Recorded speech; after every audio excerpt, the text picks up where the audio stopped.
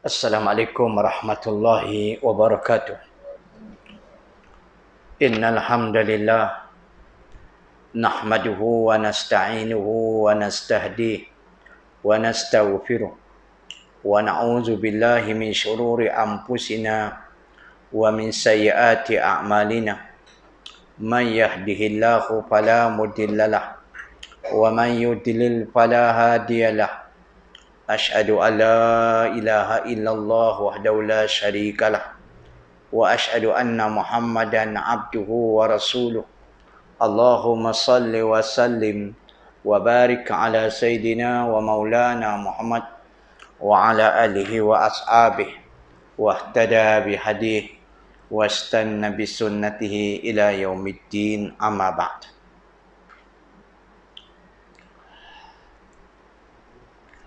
Ibu-ibu, bapa-bapa, kaum muslimin dan muslimat yang dihormati dan dikasihi sekalian,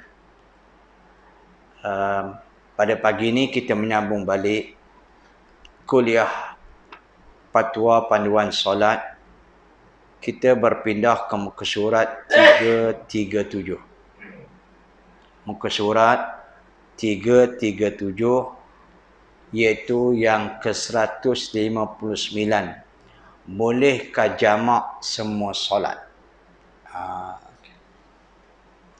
Sebagaimana definisi yang awal dulu, dalam masalah qasar, jamak ni qasar maksudnya pendek, iaitu memendekkan solat yang khusus pada 4 rakaat saya jadi 2. Sudah tentulah zuhur, asyar dan isyak. Adapun jamak maksudnya himpun. Jamak maksudnya himpun. Maka dalam Islam, sembahyang yang boleh dijamakkan cuma 4 saja. Asar dengan maghrib, atau asar dengan zuhur, ataupun zuhur dengan asar, maghrib dengan isyak, ataupun isyak dengan maghrib. Ada pun sembahyang subuh tak ada jamak-jamak. Baik. Okey. Jadi soalannya, bolehkah jamak semua solat? Mengapa kita tidak boleh melakukan solat secara jamak pada hari-hari lain sedangkan kita boleh menjamakkan solat pada hari Arafah? Mengapa kita boleh melakukan solat jamak? Kenapa kita tidak boleh melakukan solat secara jamak pada hari-hari lain sedangkan kita boleh menjamakkan solat pada hari Arafah? Okey. Pada hari Arafah, kaum muslimin dan muslimat kalian, tak kisah datang manakah orang itu. Arafah duduk di mana? Mekah Mekah.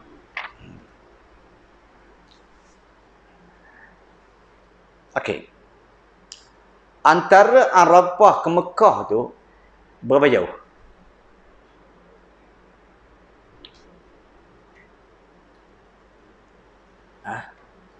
Ini dah pergi umrah, pergi haji dah. Tak jauh mana? 14 km, lebih kurang 7 batu ya. Okey. Tetapi kenapakah orang Mekah yang duduk di Arafah itu dan orang lain yang duduk jauh daripada Arafah pun, bila sampai di Arafah mereka disuruh sembahyang jamak? Jamak apa ya? Iaitu dijamakkan asar dalam waktu zuhur di Arafah, dan juga di Muzdalifah,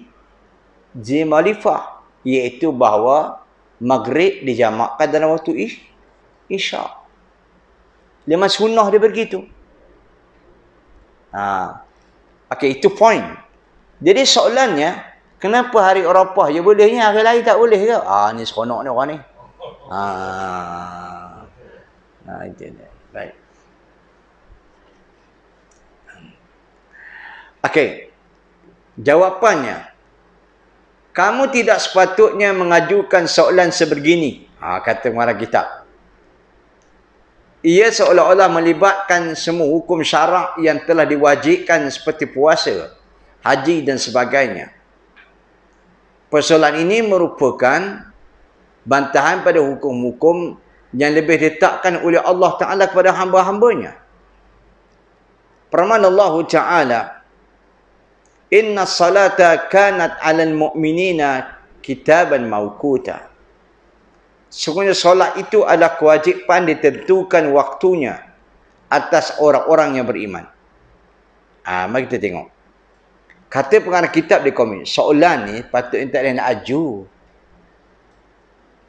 Kenapa hari Arafah boleh buat jamak, hari lain tak boleh? Kalau kamu ajukan soalan ini, dia melibatkan semua hukum syarak yang telah diwajibkan, seperti puasa. Dia. Kalau gitu, boleh tak puasa ni kita buat jamak? Boleh? Ramai gitu. Puasa setengah hari, lepas tu tak larat buka. Besok setengah hari pula. Jadi satu hari. Kalau soalan itu diajukan, dia melibat pada hukum syarak semua sekali. Jadi punahlah agama ni. Baik. Jadi agama ni dia ada peraturan dia. Peraturan itu bukan peraturan mengikut akal, tapi akal kan ikut peraturan agama. Maka itu sebab Allah Ta'ala jawab, Inna salata kanat 'alal mu'minina kitaban mawquta. Sesungguhnya salat itu adalah kewajipan yang ditentukan waktunya atas orang-orang yang beriman. Baik. Ada waktu-waktu yang tertentu. Kecuali indah Syiah. Orang Syiah ni dijamak sama tak? Ke tak kenal dengan Syiah? Kebanyakan Syiah ada jamak belakalah solat. Itu sebab Syiah ni sembahyang pada 3 waktu ya. Subuh, Zuhur dan Maghrib. Isyak tak lah. Sebab main Zuhur dijamak dengan Asar. Maghrib dijamak dengan Isyak. Maksudnya orang Syiah ni sepanjang hidup dia jamak semua. Baik. Kalaulah kita bertemu dengan orang Syiah, kalau dia berhujah dengan kita, boleh jawab agak-agak ni. Okey. Pokok tak ada hari ni, no? Ada pokok, dah tanya pokok.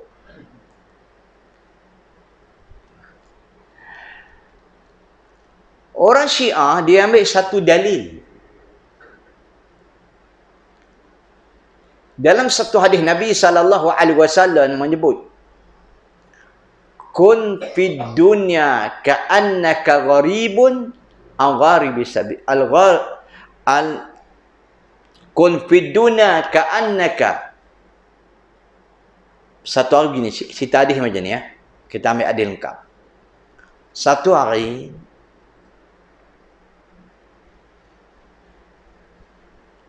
Nabi SAW berjalan dengan Ibnu Umar. Membonceng dengan satu kenderaan. Dan kenderaan itu kata Nabi, Ya gulam, kun fid dunya ka'annaka ghabir sabil.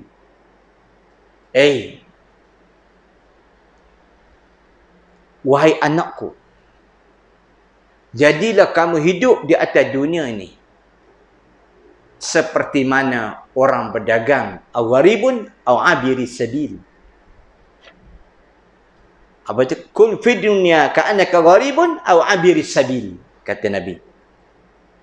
Jadilah engkau hidup atas dunia ini sebagai orang dagang dan orang yang abiris sabil, orang yang musafir. Mana? Ada itu sahih. Dan akhirnya Nabi sambung. Bila kamu berada dalam waktu petang dan kamu tunggu waktu pagi.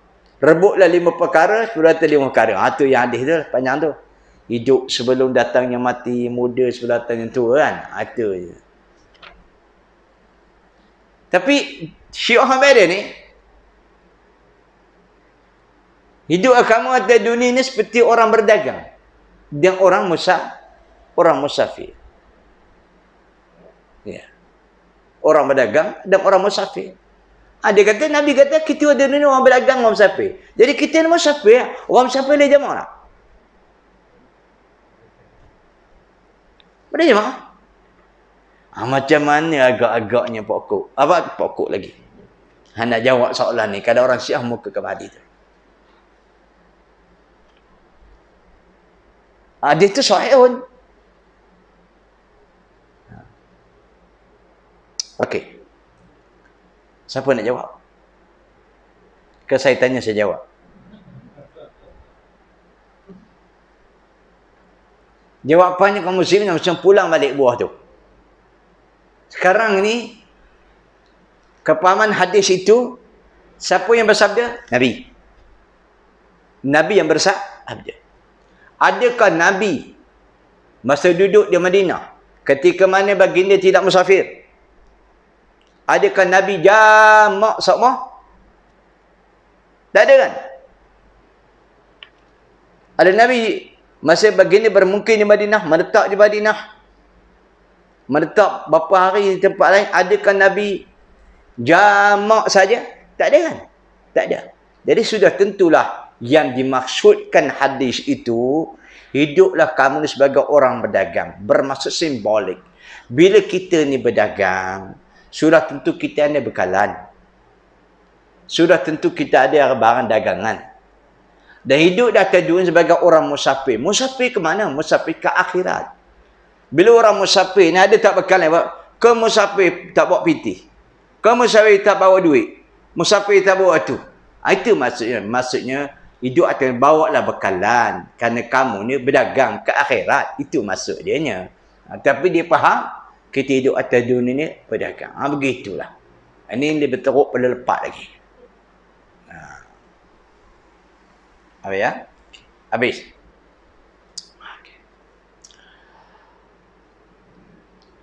Anas radhiyallahu anhu telah berkata, kharajna ma'an Nabi sallallahu alaihi wasallam minal Madinah ila Makkah fa shalla raka'ataini hatta raja'na ila al-Madinah.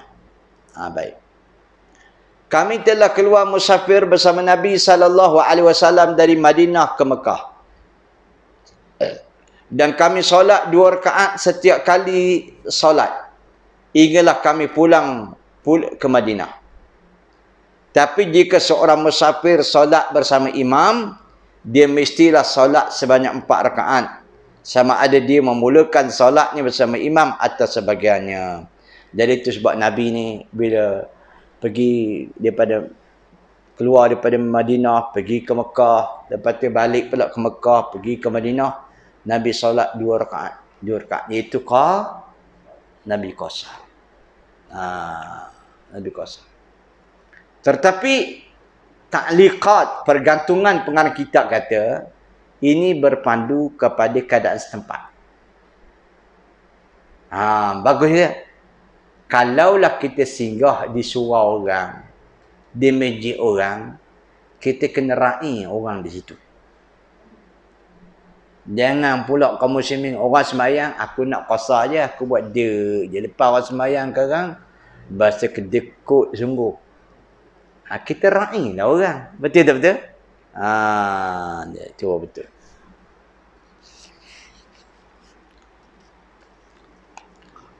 Sabda Nabi sallallahu alaihi wasallam. Tapi ada juga bahasa tak kerti ni. Apabila jemaah tu sembahyang tamam, dia pun niat qasar. Bila tu imam bangun rakaat ketiga, dia terus salam langsung. Kenapa? Aku qasar dia. Kan sebagaimana kaedah kita dah belajar. Orang yang semayang tamam boleh mengikuti orang yang semayang qasar. Betul? Orang yang semayang qasar tak boleh ikut orang semayang tamam. Baik. Kadang-kadang terkeliru. Sabda Nabi sallallahu alaihi wasallam, "Iza sami'tumul iqamah famshu ila salati wa alaikum bis sakinah wal waqar wa la tusri'u fama adraktum fasallu wa ma fatakum fa'timu." Ini dalil dia. Apabila kamu mendengar iqamah, berjalanlah dengan tenang dan sopan ketika menuju ke tempat solat. Jangan kamu tergesa-gesa. Apa yang kamu sempat dengannya solatlah. Apa yang kamu tertinggal padanya sempurnakanlah. Ini dalil. Bila satu tempat tu sudah iqamah, kita jangan buat hal kita. Tak boleh kita tak nak solat. Maka solat bersama dengan mereka. Yang mana kita dapat, dapatlah. Yang mana tak dapat, kita sempurna. Bahkan dalam sunnah. Kalau nak baca di sunnah. Pakcik dah semayang ada di rumah. Dia solat isyak di rumah dah. Contohnya. Tapi kerana nak jumpa pengurusi di surau. Rupanya surau tu tak main isyak lagi. Okey. Pakcik dapati orang tengah qomat. Tapi pakcik dah sembahyang dah. Di rumah. Dalam hadis Nabi SAW, Nabi suruh sembahyang balik bersama dengan jemaah itu. Itu sunnah dia. Understand? Tak boleh kita nak beri alasan. Anak dah saya solat dah. Tak boleh. Sebab satu hadis Nabi SAW. Ini berlaku di Masjid Khaif. Masjid Khaif kat mana? Banyak lupa ni, ya Allah. PKP semua. Kan bejik dekat Mina tu. Dekat Jamrat, dekat melontar Jamrah kan. Ada satu masjid Khaif lagi kan. Ramai orang tu. Mungkin kita tak pernah pergi situ sebab berkat tak ada nak pergi apa. Sebab tak ada peluang nak pergi. Tak dapat kita. Dapat kau bangsa lain. Diorang gagah. Kita ni orang lemah. Diorang gagah tua badan. Kita ni gagah baloh. Kalau buat baloh kita lah paling gagah sekalinya. Betul tak betul? Naknya baloh Melayu so Melayu. Gagah sungguh kita. Habis. Minta maaf sikit-sikit lah. Lama tak sentuh lah. Jadi Nabi semayang subuh situ. Masa semayang tu, ada berapa orang sahabat Nabi SAW tak ikuti Nabi. Nabi ni ada satu mujizat yang Allah Ta'ala beri dekat dia. Banyak mujizat lah. Salah satu daripadanya, Nabi boleh tengok apa yang ada di belakang dia. Maka setelah mana seusai solat, Nabi tanya yang tu tiga orang sahabat tu, "Kenapa kamu tak semayang ikuti aku?" Dia kata, "Ya Rasulullah, dalam perjalanan tadi kami dah semayang dah. Subuh, 3 subuh tu." Itu sebab Nabi kata, di mana saja kamu dapat orang iqamat, maka semayanglah sama mereka. Walaupun kita sudah semayang, itu adalah sunnah. Itu sebab Islam ni mengelak daripada fitnah banyak sangat. Dapat 2 pahala lah. Jadi semayang kedua tu pasal seboleh memang isyak, tapi dapat pada sunnah.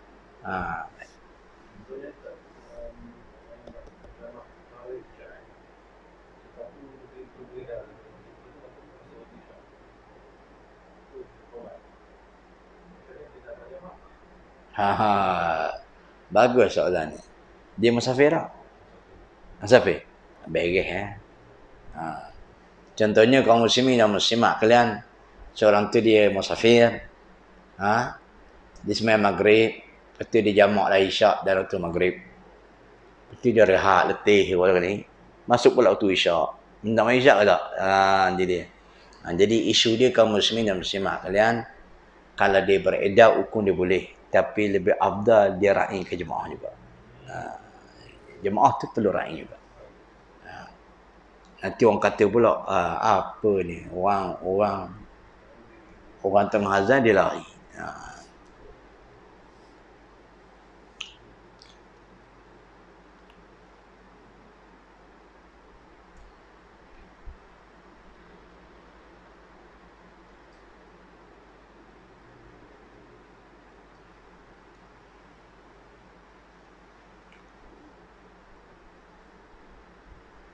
Okey. Sabda Nabi SAW, Inna Allah farda salata ala lisani nabiyikum sallallahu alaihi wasallam ala al-musafir raka'atain wa ala al-muqimi arba'an wa fi khawfi raka'atan. Sudah. Benda syariat tu macam tu lah. Dia tak boleh tanya sebab apa. Ustaz, kalau ustaz nak jawab. Kalau ustaz tak nak layan, tak apa. Ustaz, kenapa subuh 2 rakaat? Kenapa isyak 4 rakaat? Okay.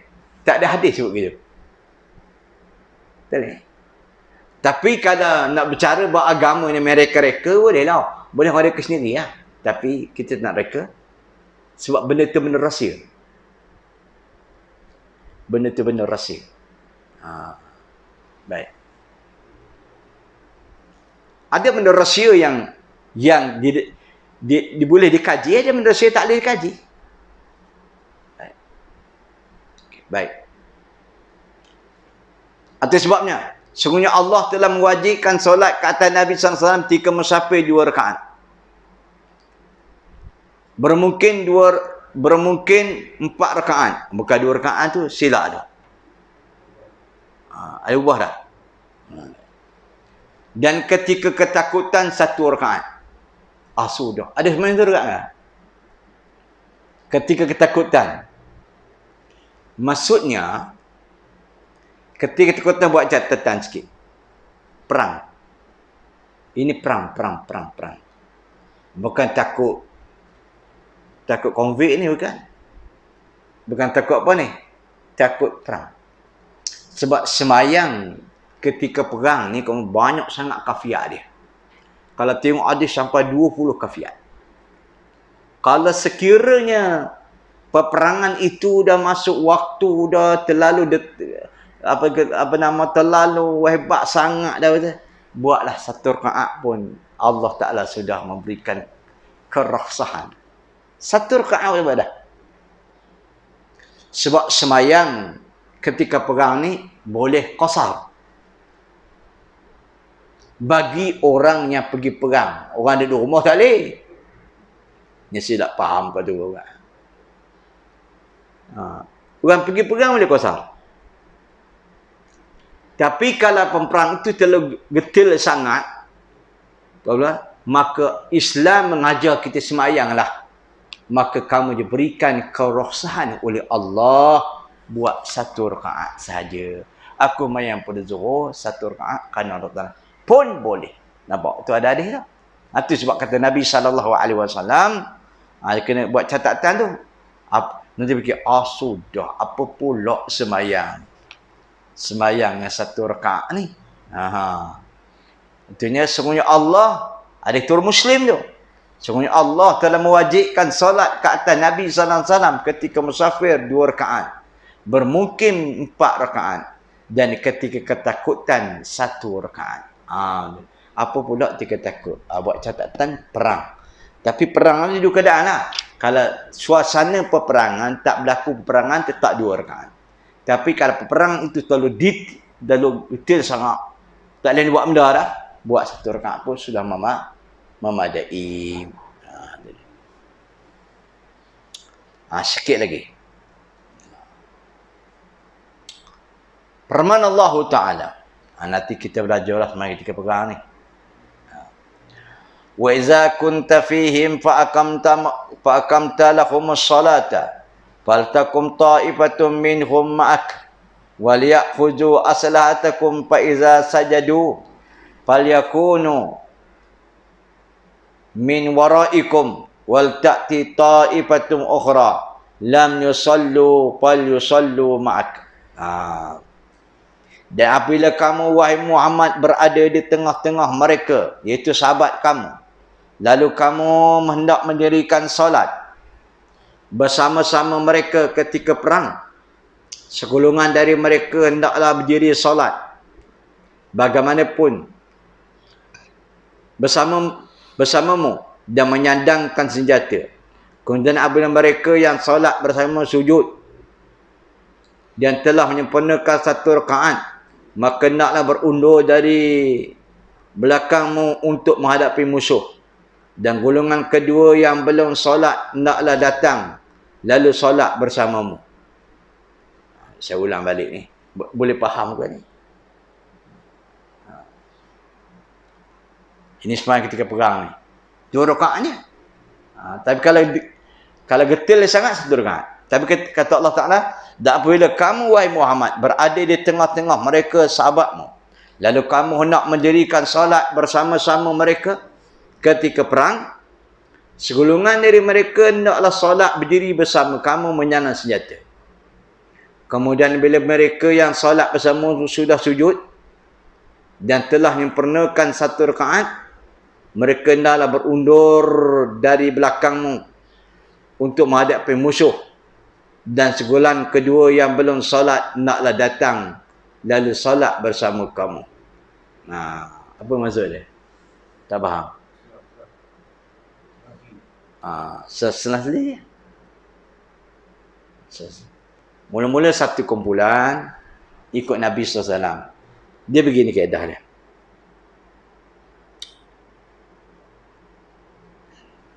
Dia banyak, tapi kita ambil 3 yang terkenal. Jadi kalaulah musuh ini kita ambil darat dulu, tak masuk udara, tak masuk laut, ini darat dulu ni. Nanti orang tengah-tengah cakap kan, ustaz berkena laut, apa ni yang kita ambil darat dulu. Bila musuh itu datang daripada arah kiblat, orang parlimen dia tahulah, kalau tidak jadi parlimen buat benda. Betul-betul. Kan? Orang tahu kan?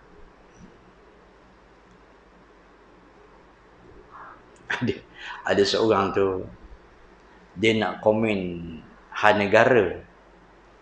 Orang berilah apa nama? Ni mikrofon ni. Orang mikrofon ni letak sini, dia letak lagi dia.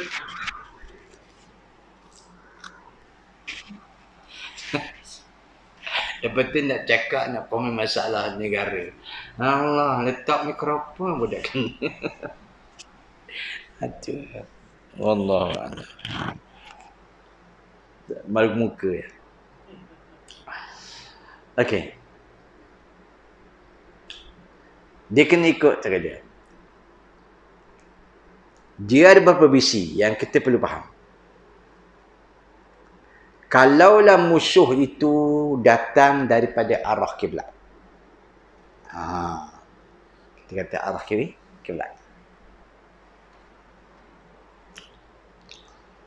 Maka Nabi pernah sebut dalam Sunan At-Tirmizi, sebaik-baik pasukan ialah 4,000 orang. Apa mereka semua bertakwa kepada Allah, dia tak dikalah oleh musuh. Sebab ada tentera yang datang. Tapi tentera itu sing bertakwa lah. Intan surullah yansurkum. Sebaik-baik satu kumpulan tentera 4,000 orang. Sekarang ni kalau 4,000 orang berapa batalion ke apa pun. Bekas sekarang. Satu batalion berapa? 400 dah. Regimen dengan batalion mana je. Pakcik bekas kah? lupa belaka dah. Dia 4,000 orang. Tak apalah. Kita kata adalah tentera itu dalam 2,000 orang. Okey, kalau musuh itu menghadap arah kiblat, kaum muslimin dan muslimat kalian, okey, beri 1,000. Tapi dia ada tusah. Tetap sama Jumaat. Tapi kalau kita fikirlah, ya Allah, dalam sembahyang, dalam ketika perang pun suruh juga berjemaah tu. Guana kalau tak berperang, agak-agak orang ambil remeh-temeh tentang jemaah ya. Tu saya dia jawab lah.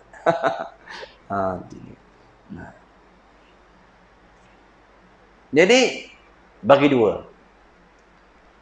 Masa semua pakai biasalah pakai kasut dah. Baik.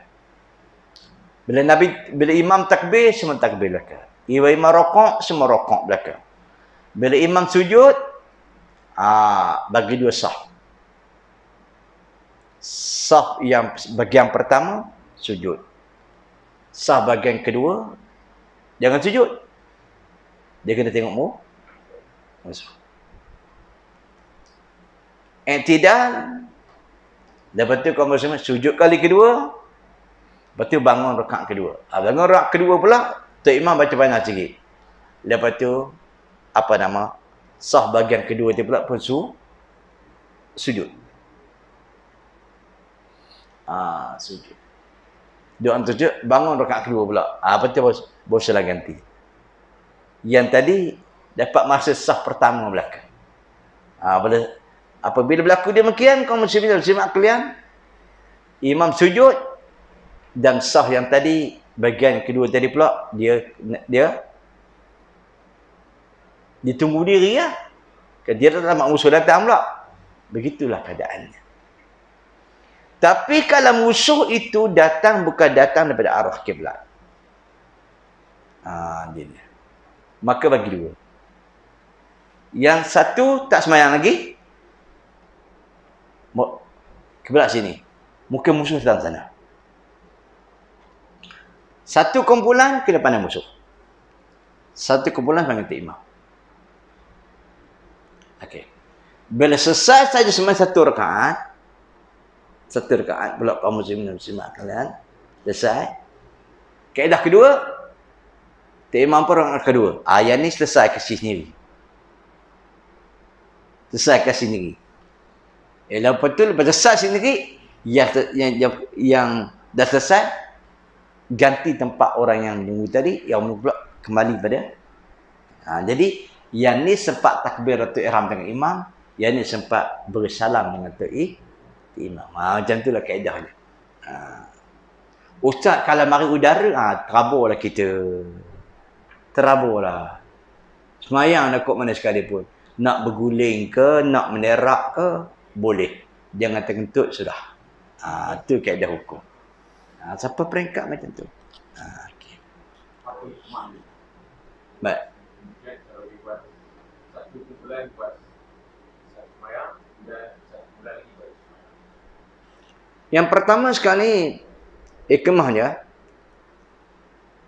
tentang hikmah dia, yang ni dapat satu jemaah, satu rakaat. Yang kedua tadi dapat satu jemaah. Maksudnya hikmah dia masing-masing dapat berjemaah. Isu dia sebabnya walaupun perang berjemaah pun tetap dilakukan oleh Nabi SAW.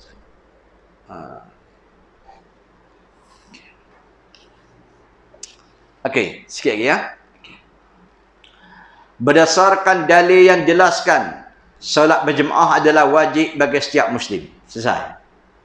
Walaupun orang kata fardu kifayah ke apa ke. Baik. Sama ada dalam keadaan mungkin ataupun musafir. Selagi mereka boleh mendengar laul azan dan iqamah dari masjid ketika masuk waktu solat. Tapi itulah, walaupun begitu memang berlaku khilaful ulama lah solat berjemaah ni. Imam Ahmad kata fardu ain. Imam Ahmad kata mai jemaah fardu ain. Imam Syafi'i kata fardu kifayah. Cukup orang lain pergi, yang lain tak payah. Itu tak payah kata. Ustaz, orang tanya, masa kita dalam musafir, kita solat jamak dan kasar, sekiranya kita sampai ke destinasi itu mungkin dalam tempoh waktu 3 hari, adakah jadi untuk jamak dan kasar sampai perjalanan dan pulang ke tempat asal? Wallahu alam. Dalam isu ni, dia terlalu banyak sangat hujah-hujah di kalangan ahli ulama. Saya berikan 3 pandangan yang besar. Pandangan Imam Asy-Syafi'i rahimahullahu ta'ala, bila seorang itu musafir ke satu tempat, cuma dia boleh buat qasar dan jamak. Qasar serta jamak 3 hari 3 malam, tidak termasuk perjalanan. Al-Imam Ahmad rahimahullahu ta'ala, dia lebih mirip kepada 4 hari 4 malam. Al-Imam Malik rahimahullahu ta'ala mengatakan, dan inilah kebanyakan pegang ahli hadis, selagi manalah dia di kategori orang tu dia musafir, kategori dia tu musafir, kerana tak tentu hari, maka selagi mana dia musafir dia boleh qasar. Tapi jamak cuma sekadar 4 hari saja. 4 hari sajalah. Yang lain tu qasar. Sebab Nabi pernah pergi ke Tabuk. Masa duduk Tabuk tu selama 15 hari dia Tabuk. Nabi buat qasar je. Itu dalil cukup kuat lah. Jadi kalau kita musafir ke satu tempat lah, kaum muslimin dan muslimat kalian, kita rasa nak duduk berapa hari kita katalah, saya lebih pegang pada Imam Ahmad lah, 4 hari 4 malam. Tapi kita tak tahu berapa lama kita nak musafir. Bolehlah kita menjaga kita boleh qasar sahaja, tapi jamak 4 hari ya.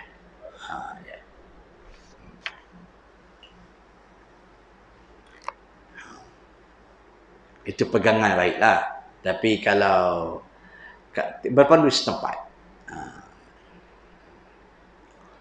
Okey, berdasarkan baik. Beliau juga telah ditanya, apakah yang saya perlu mengqasarkan salat adakah saya perlu mengqasarkan salat atas salat secara sempurna jika tempoh musafir lebih 4 hari? Berturut-turut. Jadi. Perlukah saya solat di masjid jika saya mendengar lawan azan ketika itu? Beliau menjawab, jika kamu boleh mendengar lawan azan di tempat kamu sedang tinggal, kamu mestilah menunaikan solat berjemaah di masjid. Tengok dia cantik. Walaupun kita ada peluang. Baik. Ini berdasarkan hadis Nabi SAW ditanya oleh seorang lelaki yang meminta keizinan untuk tidak solat berjemaah. Atas ma'ul nida, kata Nabi. Qala na'am. Qala fa'ajib. Bolehkah engkau mendengar solat lawan azan? Okay. Dia menjawab, ya. Begini bersabda, tunaikan azan. Tunaikan hak azan itu. Ada seorang kaum muslimin dan muslimat kalian. Kita kata, ustaz, anak musafir. Iyalah, kamu dengar azan tak? Dengar, pergi. Sebab ada seorang ini, dia buta mata dia. Buta. Ya Rasulullah, aku buta mataku. Dalam perjalananku daripada rumahku masjid, ada satu alur. Parit kecil. Orang faham kata alur lah. Kalau malam, hujan, gelap, menyusahkan aku. Adakah aku diberikan keuzuran untuk pergi solat berjemaah? Nabi kata, na'am. Ya. Setelah lelaki itu berundur berapa langkah, Nabi kata, tunggu sebentar. Atas ma'un nida, adakah kamu dengar azan? Dia kata, ada, dengar. Nabi kata, Pak Haji, maka kamu kena datang juga. Oh, gitu. Itu buta mata, tak buta mata, Wallahualam.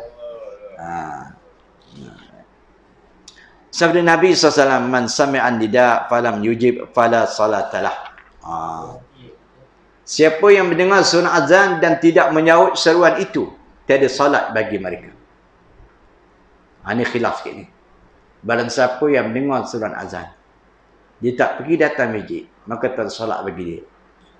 Al-Imam Abu Hanifah rahimahullah dan memahamkan hadis ni, tak sah sembahyang dia. Tak sah sembahyang dia bagi Abu Hanifah. Tapi jumhur tidak begitu. Ya, dimasukkan la salata ni, maksudnya barang siapa dengar sembahyang suara azan, dia tak datang ke masjid, tak ada sembahyang bagi dia. Ini adalah amaran keras bagi Nabi. Siapa kata tak sembahyang lah, sedangkan kaum muslim ada hadis lain pula, sembahyang di berjemaah itu sama ada di masjid atau di pasar lebih baik daripada sembahyang seorang lebih daripada 27 kali ganda. Bermaksud lebih baik. Maksud lebih baik, sah tak sembahyang seorang? Sah lah. Tapi apa maksud solat lah, salatan ni? Maksudnya kerasan. Sebab Nabi nampak macam melarang sangat orang tak pergi sembahyang jemaah. Wallahualam. Dan seterusnya insya-Allah salat ketika perang. Ini kita sambung. Ada perbincangan?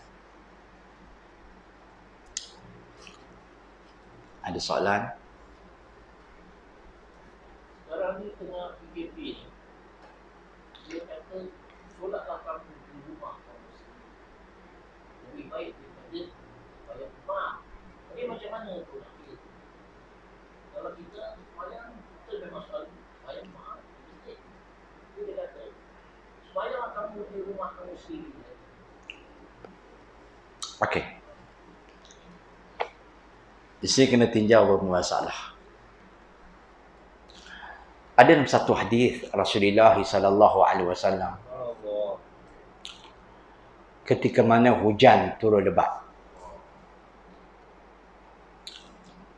maka Nabi suruh kaum muslimin dan muslimat kalian, Bilal menyebut, sallu fi rihalikum, sallu fi rihalikum. Dia berkata, hayya 'alas salah. Berkata gitu.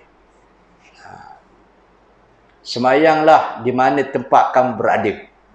Itu ketika hujan. Sebab orang ketika hujan ini, dimaafkan dia tak ada jemaah. Okey. Hujan ni, dia datang mudarat segapa. Cuma, tak ada apa. Basah tu ialah. Betul-betul. Dia beri kelonggaran. Tapi kalau orang kuat iman, dia datang juga kan. Mengaji hadis ni kena dengan selapi. Sallu fi rihalikum. Allah, hujan pula dah. Dia datang. Payung ada, kereta ada lah. Betul-betul. Tapi, semua berkit rendah ya. Kadang mamak pergi juga hujan pun. Betul-betul. Semayang dah lagi. Itu. Tak sedar lah kan. Tapi, tak apalah kok mana-mana pun. Islam beri kelonggaran, tapi keimanan nak orang. Itu kena bincang dua tu. Islam beri kelonggaran, tapi beriman orang nampak sangat lemah lah. Walaupun Islam beri kelonggaran. Baik. Dalam isu PKP ni, betul lah selalu pilih harikum. Sebab dia lebih bahaya pada hujan. Sebab kita kata takut kaum muslimin dan muslimat kalau benda itu berjangkit, maka lima adalah fatwa dia tepatlah, iaitu susmayan dia rumah. Dia. Tapi jangan bimbanglah kaum muslimin. Dia hadis agama ni tidak mengurangkan pahala umat dia. Kalaulah selama ni kita sangat cinta pada solat berjemaah dah, tiba-tiba terhalang dengan kesakitan, terhalang dengan keuzuran, semayanglah ia di rumahnya, Allah Ta'ala tetap juga buat pahala jemaah bagi dia. Ada itu Imam Tirmizi. Ya kan? Itu sebabnya barang siapa, itu yang kata Nabi itu, rebutlah masa sihat kamu sebelum datang masa sakit kamu. Kalau orang masa sihat dulu dia beramal betul, kaum muslimin dan muslimat kalian tiba-tiba dan sakit, Allah Ta'ala akan tulis dia masa sihat. Itu sebab dalam Quran sebut, laqad khalaqnal insana fi ahsani taqwim summa radadnahu asfala safilin. Dan sesungguhnya kami jadikan manusia itu sebaik-baik kejadian. Ingat, kamu manusia, kata Allah, aku akan jadikan pula kamu seburuk-buruk kejadian. Kata setengah para ulama, bukan semua, seburuk kejadian ini ialah azal umur. Maksudnya lah nyanyuk. Ada orang ni walaupun dah nyanyuk dah, kaum muslimin dan muslimat kan, dapat juga pahala ke dia. Orang nyanyuk ni, dia mana dulu solat kan? Semayang dah. Tak ada taklif kata dia dah. Tapi Allah Ta'ala kata, illal ladzina amanu wa amilus solihat. Kecuali lah dia masa sihat tu, tak nyanyuk dulu. Masya Allah. Dia beriman kepada suami. Tuhan tak tulis amalan soleh dia. Tapi kaum muslimin muslimat kalian, masa tak sihat, masa sihat tak buat apa-apa dan nyanyuk, pun habis ya. Ada macam-macam. Ni sebelum PKP, pada PKP, pada malah dah, tak menjadi ya. Okey, lain kita sambung insya-Allah ya. Subhanakallah wa bihamdika. Asyhadu an la ilaha illa anta wa astaghfiruka wa atubu ilaik. Assalamualaikum.